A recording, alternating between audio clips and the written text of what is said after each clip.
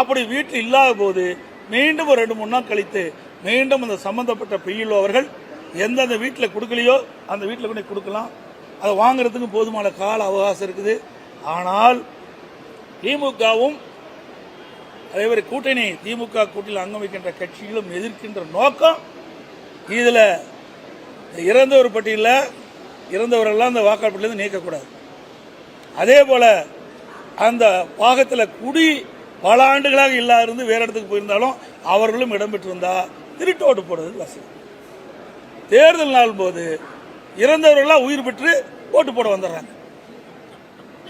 அது திமுக கை வந்த காலம். அதனாலதான் இவ்வளவு பயம். இதுல என்ன தவறு இருக்கிறதுக்கு வாய்ப்பே கிடையாது.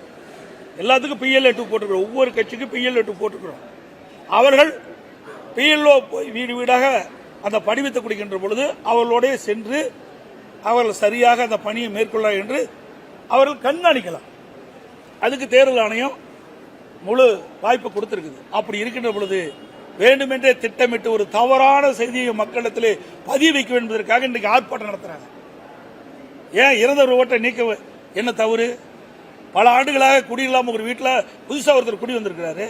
ஆனா ஏற்கனவே குடியிருந்தவர் தான் அந்த வாக்காளர் தொடர்ந்து இடம்பெற்று இருக்கிறாரு. இப்படி இருக்கின்ற பொழுது தேர்தல் நேரத்தில் இந்த வாக்குகளில் எல்லாம் திராவிட முன்னேற்ற கழகம் கள்ள ஓட்டு போட்டு ஒவ்வொரு முறை இருந்திருக்குது.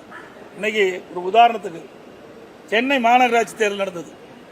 அப்பொழுது திருட்டோட்டு போட முயன்ற திராவிட முன்னேற்ற கழகத்தை சேர்ந்த ஒருத்தரை கையும் களமா பிடிச்சு எங்களுடைய கழக அமைப்பு செயலாளர் மரியாதைக்குரிய ஜெயக்குமார் அவர்கள் ஒப்படைச்சார் காவல்துறையிட்ட. அவர் மீது வழக்கு போட்டார். 15 நாள் சிறையில் இருந்தார்.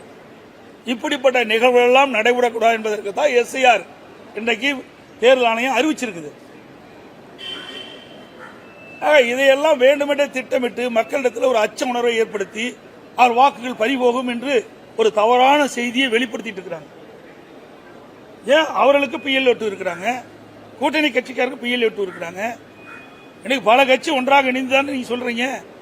எல்லாத்துக்கும் ஒவ்வொருத்துக்கும் ஒவ்வொரு பூத்துக்கும் ஒவ்வொரு பாகத்திற்கும் ஒரு PL2 கட்சி ஒரு 5-6 கட்சி கூட்டணி இருக்குது. 5-6 பேரும் PL2 பெற்றிருப்பாங்க. 5-6 பேரும் போங்க. அதுல தவறு இருந்தா அந்த தவறு சுட்டி காட்டுங்க. அவர்கள் அதை சரி செய்வாங்க.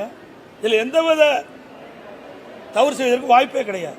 ஆனா வேண்டுமென்றே திட்டமிட்டு மக்களை குழப்பி ஒரு தவறான செய்தியை மக்களிடத்தில் பரப்பி வருவாங்க. இது ஏற்றுக்கொள்ள முடியாது. அனைத்து இந்திய அண்ணா திராவிட முன்னேற்ற கழகத்தை பொறுத்த வரைக்கும் ஒரு தகுதியான வாக்காளர் பட்டியல் இடம்பெற வேண்டும். தகுதியானவர்கள் தேர்தல் நேரத்தில் வாக்களிக்க வேண்டும் என்பதுதான் எங்களுடைய நிலைப்பாடு. அந்த காரணத்திற்காகத்தான் இந்த SIR நாங்கள் ஆதரிக்கிறோம். ஏன்னா 21 ஆண்டுக்கு பிறகுதான் இப்போ வருது. இன்னைக்கு உதாரணமா ஈரோடு கிழக்கு சட்டமன்ற தொகுதி இடைத்தேர்தல் நடந்தது. அப்பொழுது அங்க ஒரு குடிசை மாற்று வாரியத்தில் சுமார் 1600 வாக்குகள் குடிசை மாற்று வாரியத்துடைய கட்டணம் முழுசு இடிச்சிட்டாங்க. இடிச்சு ஒரு வருஷம் ஆகியும் அந்த வாக்காளர் பட்டியலிருந்து வாக்காளர் பெயர் இடம்பெற்றிருக்குது. உடனே நாங்கள் மாவட்ட ஆட்சியர் போய் நாங்கள் முறையாக சம்பந்தப்பட்ட படிவத்தின் மூலமாக இதை கொடுத்து இங்கே குடிசை மாற்று வாரியத்திற்கு வீடெல்லாம் இடிக்கப்பட்டு விட்டது, அந்த வாக்காளர்கள் நீக்கப்பட வேண்டும் என்று கோரிக்கை வச்சேன். எந்தவித நடவடிக்கை எடுக்கல. இன்ன வரைக்கும் வாக்காளர் பட்டியல் இருக்குது. இன்று வரை குடிசை மாற்று வாரியத்தில் ஈரோட்டில் கிழக்கு சட்டமன்ற தொகுதியில் குடிசை மாற்று வாரியம் அந்த வீட்டை முழுமையாக இடிக்கப்பட்டு விட்டது. அந்த பகுதியில் வசிக்கின்றவர்களுடைய பெயர் இன்னும் வாக்காளர் பட்டியல் இருந்திருக்குது. ஆக இப்படிப்பட்ட நிலையெல்லாம் மாற வேண்டும். இப்படிப்பட்ட வாக்காளர்கள் எல்லாம் வாக்காளர் பட்டியலிருந்து விடுவிக்க வேண்டும். முறையாக அவர்கள் எங்கே போய் தங்கி இருக்கிறார்களோ எங்கே போய் இருக்கிறார்களோ அதை கண்டுபிடித்து அவர்களே வாக்காளர் பட்டியலில் இடம்பெற வேண்டும். இதுதான் எங்களுடைய நிலைப்பாடு. உச்ச நீதிமன்றத்தில் திமுக வழக்கு தொடர்ந்து இருக்கு. அதுல அதிமுகவும் தன்னை இணைச்சுக்கணும்னு சொல்லி பெட்டிஷன் போட்டுருக்கீங்க. ஆமா, ஏன்னா இதுல சில தவறான தகவலை திமுக பதிவு வச்சா அதை சரி செய்யணும்ல. மக்களுக்கு ஏற்படுகின்ற பிரச்சனைய நாங்க உண்மை நிலையை எடுத்து சொல்றதுதான் நாங்க போயிடுவோம் ஜாயின் பண்ணிருக்கிறோம். அதுல இல்லைன்னா வேண்டுமென்றே திட்டமிட்டு ஒரு தவறான தகவலை நீதிமன்றத்தில் பதிவு செய்யப்படும். என்ன அவங்களுக்கு பதற வேண்டிய அவசியம் என்ன? ஏன் பதறாங்க? ஏன் அலறாங்க? ஊடக நம்பர் பத்திரிகை அத்தனை பேருக்குமே தெரியும். தெரியாத ஒண்ணுமே கிடையாது.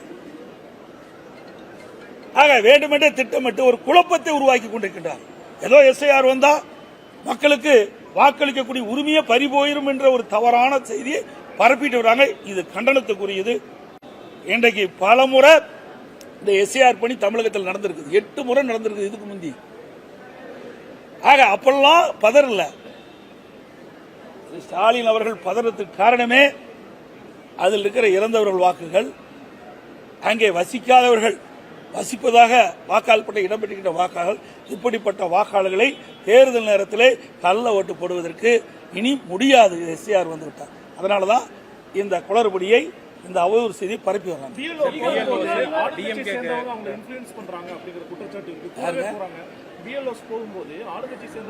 ஆமாமா, நிறைய போயிட்டு இருக்கிறாங்க. சில இடத்துல படிவத்தை அப்படியே ஒட்டுமொத்தமா வாங்கிக்கிறாங்க. அதை நாங்கள் அதைத்தான் நாளைக்கு நீதிமன்றம் வரும்போது அதையெல்லாம் நாங்கள் கருத்து தெரிவிப்போம். ஆக இல்லவுடைய பணி அந்த ஒவ்வொரு வாக்காளருக்கும் அவர்கள் தான் அந்த வாக்காளர் படிவத்தை கொடுக்க வேண்டும். அதே போல பூர்த்தி செஞ்ச பிறகு அந்த பிஎல்ஓ தான் அதை பெற வேண்டும். இல்லாவிட்டால் இது உண்மையாக ஒரு வாக்காளர் பட்டியல் தயாரிக்க முடியாது. வேண்டுமென்றே திட்டமிட்டு இன்றைக்கு வேறு கட்சிக்கு வாக்களிக்கக்கூடியவர்களை திமுக வாக்களிக்கிறவங்கள சரியா செஞ்சிருவாங்க. வேறு கட்சிக்கு வாக்களிக்கக்கூடிய வாக்காளர் இருந்தா அந்த படிவத்தை இவர்கள் வாங்கி அங்க தலைமையில கொடுக்க மாட்டாங்க, சம்பந்தப்பட்ட அதிகாரி கொடுக்க மாட்டாங்க, வாக்காளர் பட்டி இடம்பெறாத போயிடும். இது தவறு. எல்லா கட்சிக்கும் பொதுவானதான் நான் பேசுறேன். எங்க கட்சிக்கு மட்டும் ஆதரவா பேசல. உண்மையான வாக்காளர் பட்டியல் தயார் பண்ண வேண்டும். ஆகவே பிஎல்ஓ ஒவ்வொரு பாகத்திற்கும் ஒரு பிஎல்ஓ நியமிக்கிட்டு அவர்கள்தான் அந்த வாக்காளரை சந்தித்து அந்த தேர்தல் ஆணையம் கொடுக்கப்பட்ட அந்த படிவத்தை அந்த வாக்காளருக்கு கொடுக்கணும். அதில் பூர்த்தி செஞ்ச பிறகு அந்த வாக்காளர் பட்டியல் அவர்கள்தான் பெற்று சம்பந்தப்பட்ட அதிகாரி ஒப்படைக்க வேண்டும்.